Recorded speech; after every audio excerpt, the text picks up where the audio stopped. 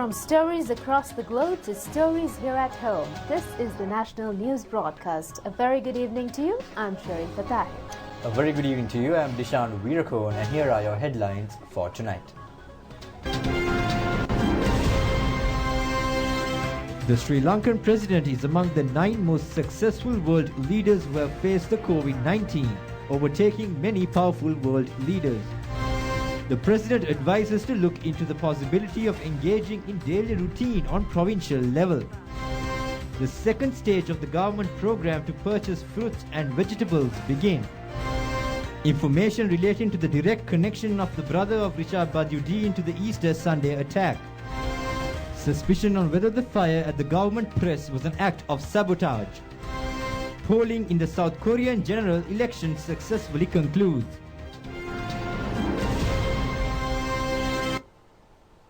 We move on to those and other stories in detail now. The leadership provided by President Gotabaya Rajapaksa to overcome the COVID-19 disease expansion has been highly acclaimed by the international standards. According to latest gradings on the issue by the renowned ICMA Institute of Australia, President Gotabaya Rajapaksa is among the 9 state leaders who have more effectively confronted the COVID pandemic.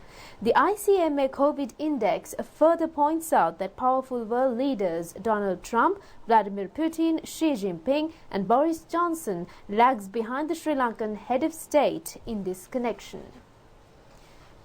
The ICMA has taken into consideration in preparing the index on leadership ability and efficiency as well as preparedness of health divisions of the respective countries in facing the COVID-19 infection.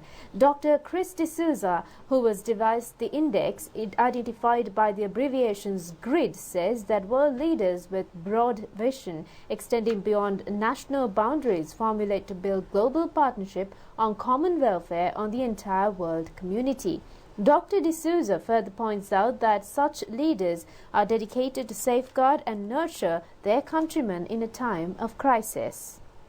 According to the GRID Index, the prominent place in the world leadership in confronting the COVID-19 disease has been secured by Prime Minister of New Zealand Jacinda Ardern. Prime Minister of Singapore Lee Hsien Loong has clinched the second position, and the third place has been taken over by Prime Minister of Iceland Catherine Jacobsdottir. Thereafter, heads of states of Australia, Finland, Norway, Canada and South Korea have taken positions by order above Sri Lanka. The GRID Index further says that Hong Kong, the United Arab Emirates, Japan and Thailand are in equal status with Sri Lanka.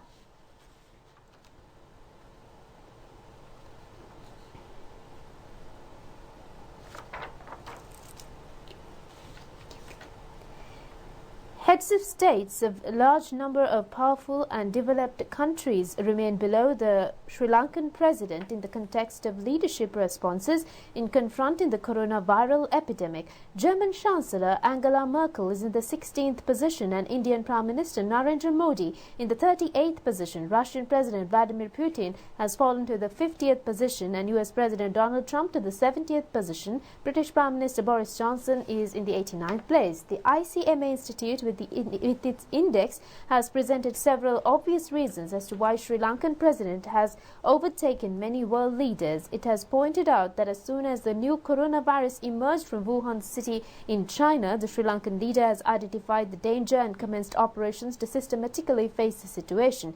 He has placed the security as well as intelligence divisions in readiness. A mechanism with specialist knowledge has been devised to identify carriers of the disease. Sri Lanka was one of the countries which had withdrawn its citizens from Wuhan city in the earlier stages. Sri Lanka has done a commendable job in implementing quarantine centers with systematic facilities. The index also notes that Sri Lanka is a state equipped with highly commendable community health medicine and provisional health medical services. The ICMA further says that some of the health indexes of Sri Lanka are above of that of some developed countries. International media also point out that the international honor accorded to the president and the country is a fine example on the most praiseworthy decision taken by the president and the government to control the spread of coronavirus in the country. Meanwhile, President Gotabaya Rajapaksa has informed the relevant divisions today to look into the possibility of engaging in daily activities on the provincial level to safeguard the national economy. The President has given relevant advice to the officials at a special meeting held today to ascertain information relating to the immediate commencement of daily economic activities on the provincial level. The discussion was conducted at the President's office. Authorities in the health sector, including provincial and medical directors, have enlightened the President on the existing situation in the respective areas. The President has also informed the provincial head directors to present without delay the necessary recommendations relating to restore activities in the industrial institutions, in agricultural activities and also in business activities. The existing restrictions are scheduled to be relaxed, taking into consideration on the recommendations of health authorities on the provincial level. A main objective is to focus special attention on the livelihood of daily wage earners. Attention has also been focused in depth on the quarantine process regarding those who had maintained close contacts with the corona-afflicted patients on the provincial level. The authorities have also explained on daily experiments on detection of corona patients. The health authorities have also focused attention of the President on the present situation in the quarantine centres and has also updated on changes to be carried out at these centres. It has also been pointed out at the meeting that in comparison to other countries, the program of the Sri Lankan government to control the spread of the coronavirus has been extremely successful. An evaluation has also been made on steps to be taken for the enhancement of the health sector. Minister of Health Pavitra Wanyarachi and a large number of government officials in the health, defence and other sectors have also participated in the discussion.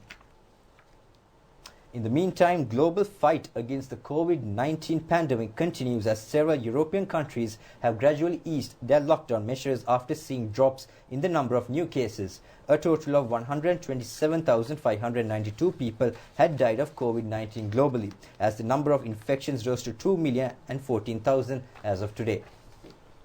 The novel coronavirus or the COVID-19 has affected over 210 countries and territories around the world and 2 international conveyances. The number of COVID-19 cases in the United States has reached 614,246 with a death tally of 26,064. According to the tally, the hardest hit state, New York, has 203,123 cases and a death toll of 10,834 thus far. In Europe, with the highest number of confirmed cases by region, several countries have begun to ease their lockdown measures against the pandemic. Italy took its first tentative steps towards reopening its economy 5 weeks after the first national lockdown entered into force. Accordingly, grocery stores, pharmacies, doctors' offices and other vital businesses have been open since the start of the lockdown. Italy has reported a total of 162,488 confirmed cases with an increase of 2,972 over the past 24 hours, the lowest in a month. The total deaths in the country have escalated to 21,067. In Austria, small shops and hardware stores reopened yesterday as the first step towards a new normal amid the COVID-19 pandemic, while maintaining strict precautionary measures such as mask wearing and social distancing. The number of confirmed cases of the coronavirus infection in Austria has reached 14,159 with 384 deaths reported. The Czech cabinet appointed a concrete plan to fully remove movement restrictions by June 8th to reopen small and large stores, while restaurants and shopping malls should resume businesses within the stipulated time periods. The country has recorded COVID-19 cases of 6,111 with 161 deaths. In Spain, workers from non-essential sectors of the economy were allowed to return to work starting from Monday. The rest of the country remains under lockdown until April 26. The move comes after the country's economy and non-essential businesses were halted for 2 weeks. The curve of the coronavirus in Spain is flattening and the infection rate is slowing down. The number of infected cases was increased to 174,060, while its death toll reached 18,255. In France, another 6,524 new cases for the COVID-19 were reported, bringing the total of confirmed cases to 143,303. A total of 15,729 patients have succumbed to the COVID-19 in the country. On Monday evening, President Emmanuel Macron announced that the national lockdown would be extended till May 11th to further slow down the virus spread. The total number of confirmed COVID-19 cases in Turkey has risen to 65,111, while the death toll surged to 1,403.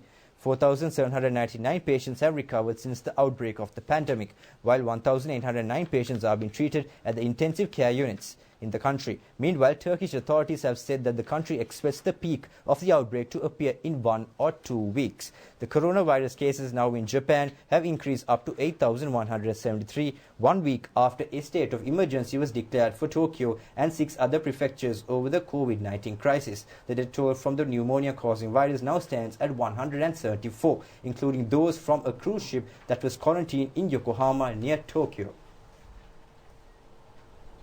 In the meantime, United Nations Secretary-General Antonio Guterres says that the World Health Organization must be supported shortly after U.S. President Donald Trump's announcement of halting his country's funding to the organization. U.S. President, addressing a media briefing held at the White House last evening, claimed the WHO had failed in its basic duty and must be held accountable.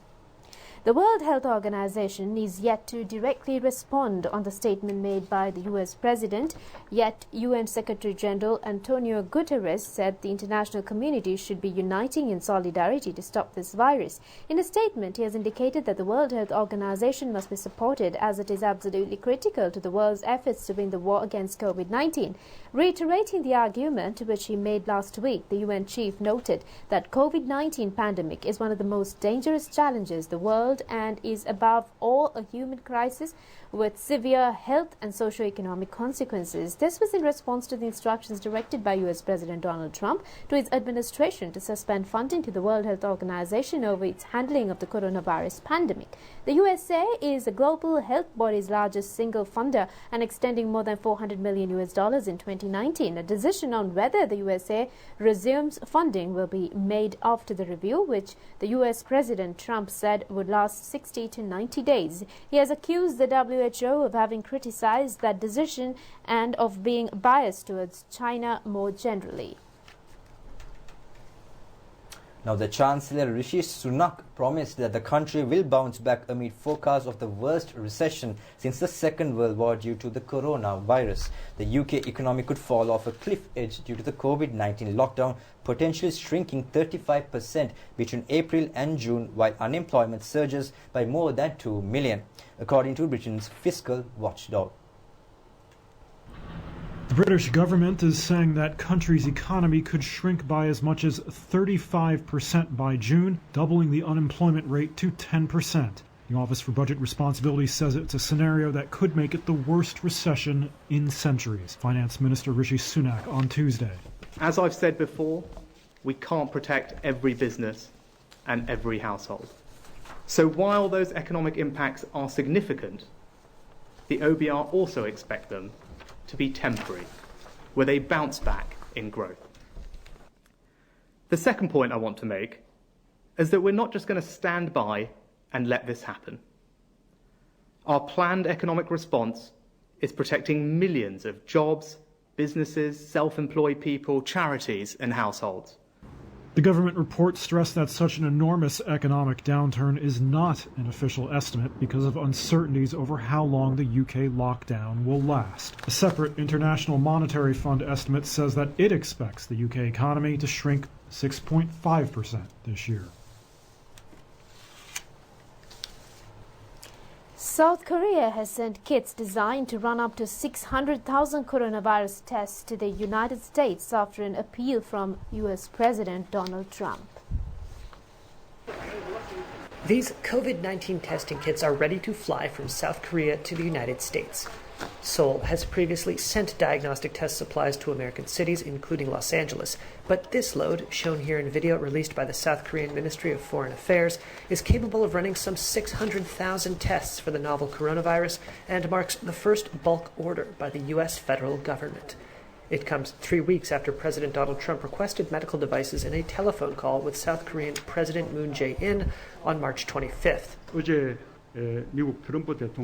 U.S. President Donald Trump also sought urgent help for medical equipment such as diagnostic test kits yesterday.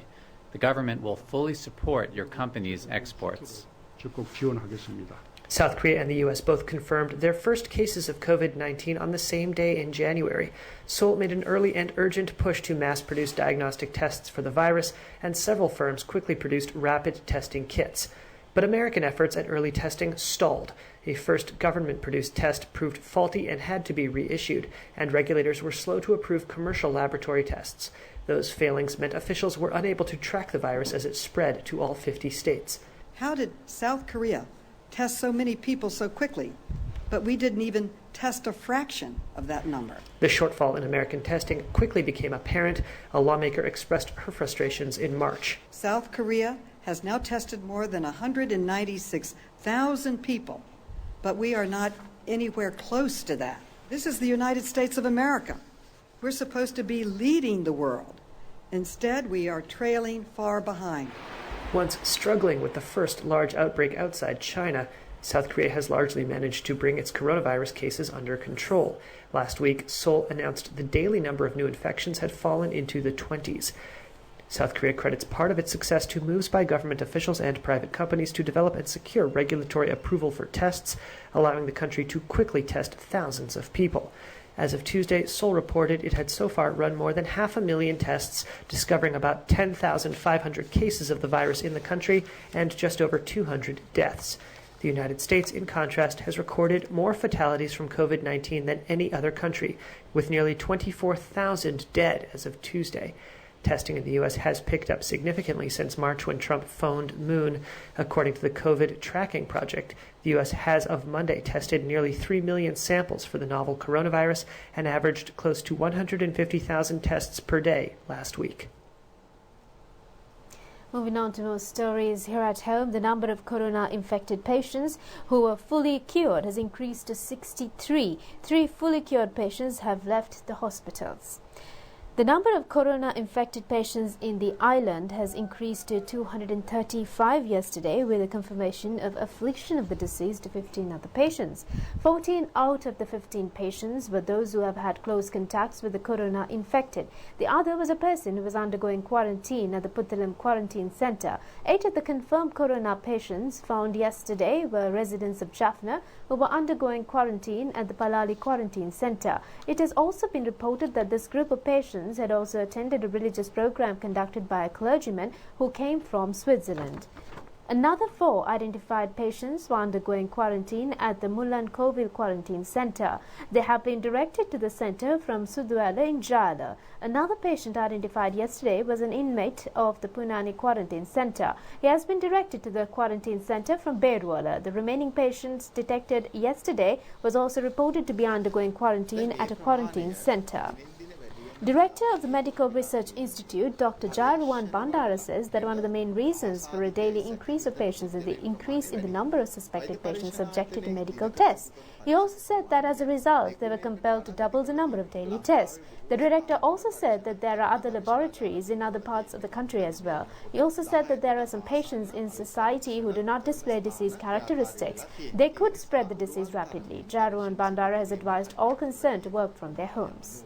රෝගීන් හොයා ගැනීම ඉස්සරහට යම්කිසි මට්ටමකින් වැඩිපුර ප්‍රමාණයක් හොයාගන්න ඉඩ තියෙනවා. ඔබ දැනගන්න ඕනි කාරණේ තමයි සමාජගත රෝගීන් වැඩි වෙලා කියන්නේ අපි මේ සමාජයට යොමු වෙච්ච පිරිස අතර රෝගයේ පතුරවමින් රෝග ලක්ෂණ නැතුව ඉන්න පිරිසක් ඉන්නවා. දැන් මේ රෝගය ඊටමත් ඉක්මනින් තව එක්කෙනෙක්ට වැළඳෙන්න පුළුවන්. ඒ නිසා ඔබ අනාරක්ෂිතව සමාජයට පිවිසුනොත් ඔබ කොවිඩ් ආසාදිතයෙක් කියලා ගෙදර එන්න පුළුවන්. ඒ නිසා තවම මම ඔබට යෝජනා කරන්නේ පුළුවන් තරම් සමාජයෙන් ඈත් වෙලා කටයුතු කරන්න. රජය ඔබට පහසුකම් දීලා තියෙනවා ගෙදර ඉඳන් රස්සාව කරන්න. මේ උපරිම වශයෙන් භාවිතා කරන්න. එහෙම කරලා 165 more patients are still undergoing treatment in hospitals at IDH Angoda, Valikanda Base Hospital, Colombo East Base Hospital in Mulleriava and also Nirunavilla. So far, 7 corona-related deaths have occurred. Medical tests are being carried out regarding a further suspected 144 patients.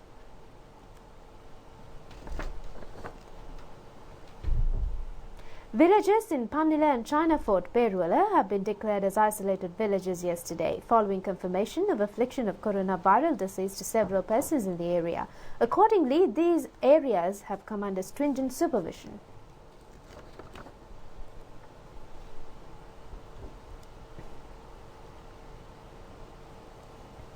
Ward number 5 of the Kalubowila Hospital, which was closed down due to detection of a coronavirus-infected person, has been reopened with effect from today. The ward remained closed for 14 days. The health staff of the ward have also been subjected to a 14-day quarantine process. It has also been revealed that 2 persons who have been afflicted with the coronavirus while undergoing quarantine were residents of Colombo. They have been directed to the quarantine centre from Suduwala Jala. Based on the information received, the Navy intelligence officials have conducted an inquiry in Grand Pass and Gunasingapore areas in search of those who were alleged to have maintained relations with one of the infected persons. Around 100 persons detected in the search operation are to be directed to the Sampur quarantine centre. The Tharapuram village in Manna has been exempted from the status of an isolated area. This village is declared as an isolated village on the 8th of this month. Many areas in Amandolua Sidua were subjected to sterilization today due to the reporting of a coronavirus-infected person from the area last night. This patient was undergoing quarantine at a hostel in Amandolua. Our correspondent says this person was engaged in cleaning activities at the Katunaga airport and was directed to quarantine on suspicion. Many of the byroads as well as the dormitory in which he had resided were also subjected to germicide this afternoon.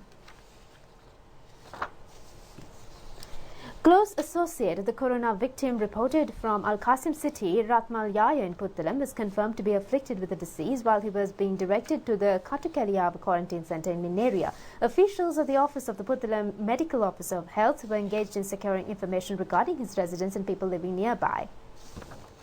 Meanwhile, another group of 51 persons who underwent quarantine in Diatalava and Kahagolla have left the centre today. Army Commander Lieutenant General Shavendra Silva says 1,431 persons continue to remain in 4 quarantine centres operated by the Sri Lankan Navy and 12 such centres operated by the Sri Lanka Army. He further said that 90 PCR tests were conducted at the centres today.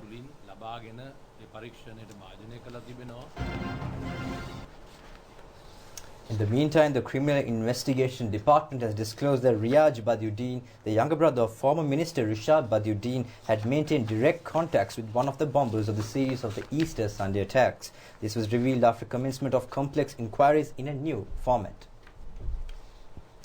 Nearly 260 persons were killed in the suicide bomb attacks conducted in 7 locations, including the churches in Kochikade and Katuapitiya on the 21st of April 2019. According to information received, such attacks had been launched even after 97 warnings by the intelligence regarding such attacks on the then government.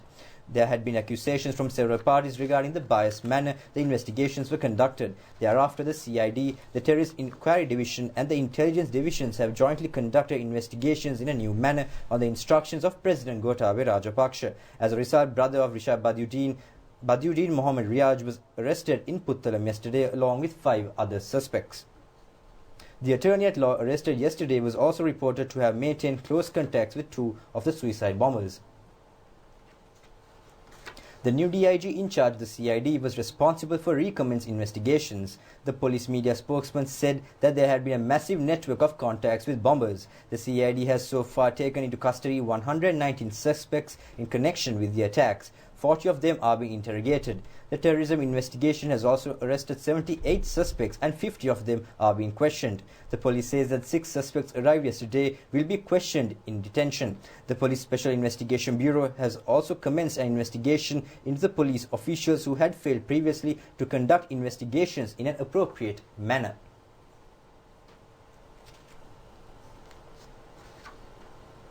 Moving on to more stories, South Koreans headed to the polls yesterday to elect members of parliament wearing masks and plastic gloves as part of strict safety measures in one of the first national elections held amid the coronavirus pandemic. South Korea went to the polls on Wednesday, one of the first countries to do so since the global pandemic began. While other nations have postponed or delayed votes, South Koreans are choosing lawmakers while taking strict steps to stay healthy. Anyone lining up to vote must stand at least a meter or 3 feet apart. Then a temperature check, a squirt of sanitizer, and plastic gloves. Anyone whose temperature is too high gets taken to a special booth. All of that seemed to reassure people at the polls. I thought the election would be postponed, so I was very worried since it took place as scheduled. Wearing gloves and keeping a distance from other people were not that difficult, and I saw many staff working hard for voters. South Korea was one of the first countries to face a large outbreak outside of mainland China, but it's largely managed to bring its cases under control thanks to massive testing and intense contact tracing. With that success and the election day limits, officials allowed this vote to go forward. There's already been 5 days of early voting to try and reduce crowding on election day, and even coronavirus patients have been voting by mail or in special polling stations. More than 13,000 in self-quarantine will also be allowed to vote after others leave at 6 p.m. The election is set to decide control of parliament and shape President Moon Jae-in's ability to push through his agenda in the last 2 years of his time in office.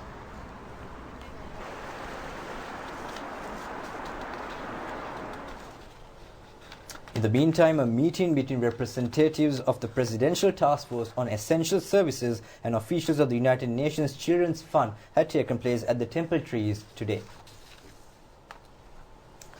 The meeting was presided over by the head of the task force, Basil Rajapaksa. Permanent representative of the UN Children's Fund, Morad Mohideen, residential coordinator of the UN, Hannah Singer, and a large number of local industrialists in the garment sector have also participated in the event. Attention of the meeting has been focused on the possibility of manufacturing protective garments needed in the case of the COVID-19 virus issue. A special feature has been the participation of UNICEF representatives from Copenhagen in Denmark and Kathmandu city in Nepal through live video technology. It has been pointed out that the weekly requirement of safety gloves for the UNICEF is around 1 million and the weekly requirement of face masks is 10 million. A committee through the initiatives of the Sri Lanka Board of Investments has been appointed to coordinate in the production of safety garments in local garment factories. It has also been agreed to provide standardization certificates by the UNICEF on the safety garment products being purchased.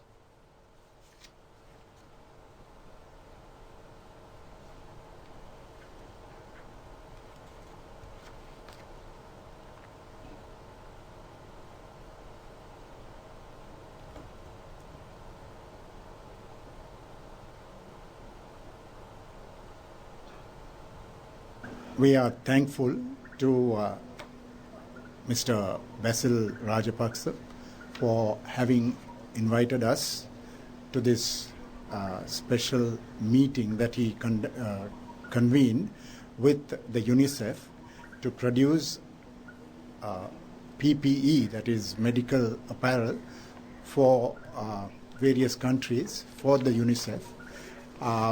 We are, as an apparel industry, have supplied to the local industry and also have done certain exports to certain countries. So we are very positive with this particular meeting. However, it will all depend on the availability of raw materials, and we will work with UNICEF to see how this can be executed. The UNICEF has come forward, and given there's a major demand to produce masks and protective clothing. So we had a discussion with the relevant government officials, BOI, and the UNICEF representatives, how to take this forward. The demand is in the region of 10 million masks every week. So the conclusion was we have issues in getting the raw materials and others, which the government was kind enough to speak to the other respective governments and try to give us the clearance, which we are very thankful to. And we agreed by end of this week, we'll get back to UNICEF with our proposal of what we can do and how to take this initiative forward. And this will be a very good initiative for us, especially to the industry which doesn't have any work at the moment, will be able to take advantage of this. Now, the Asian share markets took a breather today as warnings of the worst global recession since the 1930s underline the economic damage already caused, even as some countries are making attempts to reopen for business. Meanwhile, the International Monetary Fund has warned that the world is expected to face the worst recession since the Great Depression, with a potential $9 trillion loss in output over 2 years. Japan's benchmark Nikkei 225 opened down 0.25% at 19,589.25 points, following a 3% jump from the previous session. China moved again to cushion its economy, cutting a key medium-term interest rate to record lows and paving the way for a similar reduction in benchmark loan rates. Hong Kong stocks closed with gains, with the benchmark Hang Seng Index rose 0.26% to 24,499.86 points, while South Korea's Kospi gained 1.72%. The Shanghai Composite Index opened roughly flat today, dropping 0.62 points at 2,826.66 points. Developments around the coronavirus pandemic continue to be in focus for investors, with the International Monetary Fund warning that the global economy is set to see its worst financial crisis since the Great Depression. The organization expects the global economy to contract by 3% in 2020. Continuing with more stories here at home, curfew in 19 districts other than the district declared as high-risk areas will be temporarily relaxed at 6 a.m. tomorrow. Curfew in these districts is scheduled to be reimposed at 4 p.m. on the same day. The districts of Colombo, Gampaha, Kalathara, Puttalam, Kandy and Jaffna, identified as high-risk areas on expansion of coronavirus, will continue until further notice. Although curfew in other districts, the 19 districts, have been temporarily removed from time to time, the curfew in these areas will be relaxed for a period of 10 hours tomorrow. This relaxation is mainly due to the fact that this would be the first occasion of the curfew to be relaxed after the Sinhala and Tamil New Year. The government informs the general public to continuously follow health precautions and to maintain social distancing when especially purchasing essential items. DIG Ajit Rohan has said that the New Year period has ended and therefore there is no need to get upset. He has urged the general public to purchase only the required essential items, to avoid public gatherings and to maintain social distancing. The DIG has also requested the general public to extend cooperation like before and express optimism of all to get together within a short period.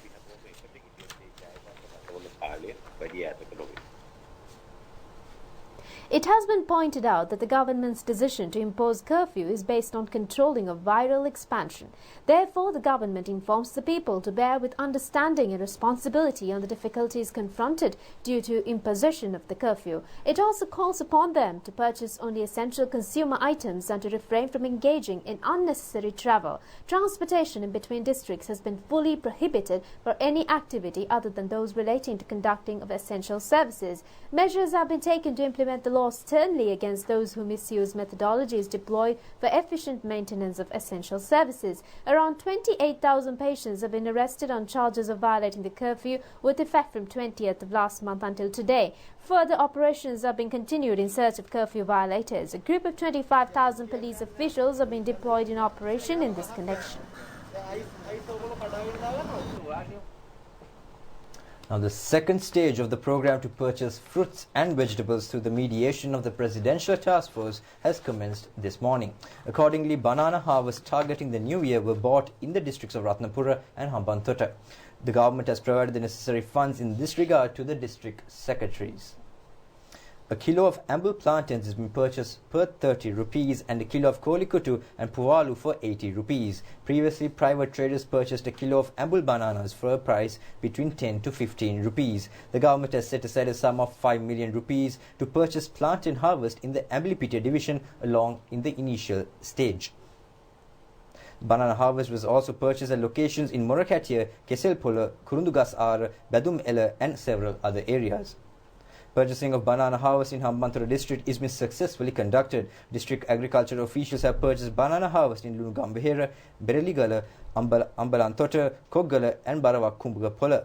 Plantains were purchased in several places in the Agunkola Palace Divisional Secretary Division as well. In the Suryavev Divisional Secretary Division, bananas were purchased near the Mahavali Division office.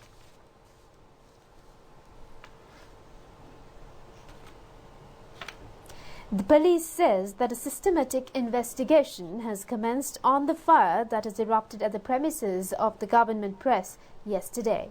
This was disclosed by police media spokesman and Superintendent of Police Jalia Senaratna at a media briefing in Colombo today. 4 fire engines of the Fire Service Department of the Colombo Municipal Council were used in dousing the fire with the assistance of the Sri Lanka Army. Minister Dr. Bandula Gunawardena visited the government press premises yesterday to inspect the incident.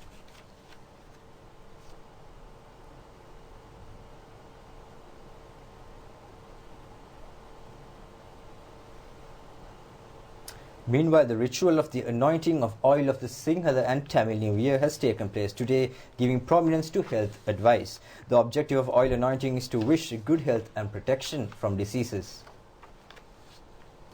The auspicious time of oil anointing was at 9:17 this morning. Those who were anointed were dressed in green-colored clothing and were facing the eastern direction. After anointing, bathing has taken place using juice of kohomba leaves, with the head adorned with kohomba leaves and the feet covered with kolan leaves. This year's oil anointing national ceremony was not conducted, taking into consideration of the current situation. The health divisions had requested viharias not to organize oil anointing ceremonies. However, performance of the ritual was restricted to bhikkhus of the viharias. People were engaged in oil anointing in their residences. Prime Minister Mahinda Rajapaksa has also fulfilled the oil anointing ritual with his family members this morning, according to health advice. The anointing ceremony on the Prime Minister and family members was performed at the Abhinava Rama Vihara in Beliata by Chief Incumbent of the Vihara, Venerable Bolande Ananda Thera. In other years, a special place where oil anointing had taken place with the attendance of a large crowd was the Pinnavala Elephant Orphanage. However, in this year, the ritual of anointing oil on elephants was conducted only by a group of officials. The indigenous community, which performed only the New Year ritual of oil anointing, were engaged in the act at their Dambanda village. The ceremony was presided over by the leader of the indigenous community, Uruwarige Vanila Atto. The auspicious time for planting trees in the New Year is 11:38 a.m. on Sunday, the 19th of this month. According to the Nakatsi tour, or the list of auspicious time, it is appropriate to look for the new moon on Sunday, the 26th of this month. The government has decided to provide the 5,000 rupee allowance also to people in several other fields in the face of the coronavirus threat. Those who are in need of such allowances should apply to the rural committees to be held on the 17th and 18th of this month. The government has taken measures to hand over the 5,000 rupee allowance to adults who are not in the waiting list and those suffering from kidney diseases and other disorders. Currently, 559,109 are receiving allowances in addition to 74,154 persons recommended by the rural committees. Three-wheel drivers, drivers of school vans, private bus drivers and conductors who are unable to earn a living due to coronavirus are also entitled to receive the 5,000 rupee allowance. In addition to those engaged in the construction sector, carpenters, masons, plumbers, electricians, painters, as well as their assistants are also entitled to receive the payments. Those engaged in the manufacturing of sweetmeats, kormats, souvenirs and technicians in batik and metal industries, as well as repairers, three-wheelers and motorcycles, tailors, traders of the rural level will also receive the allowance in addition to those engaged in the sale of items near places of religious worship.